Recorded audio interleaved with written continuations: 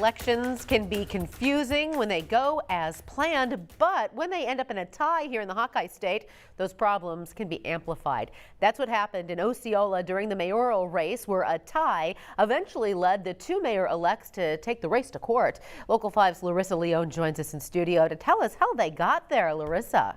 Stephanie, as you said, the city of Osceola's mayoral race ended in a tie, and you may think the best way to approach handling this situation would be to head back to the polls and try again, but Iowa law says this matter should be settled in a different way.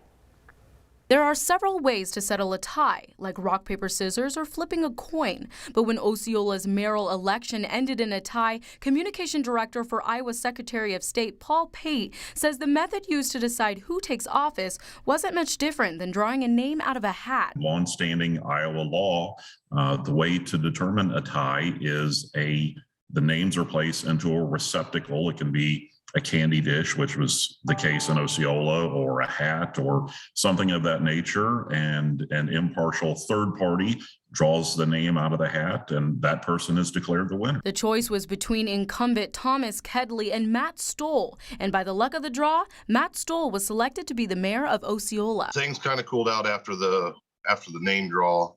It was interesting to see the process. I obviously personally never gone through it. I'd never even heard of it. But the cool down only lasted so long as Matt Stoll's challenger filed an alleged election fraud claim, making the ease of pulling a name from a candy dish a sticky situation, which led them to the courtroom. The way it was handled, the way it was filed, the timeline it was filed was all very inappropriate to me.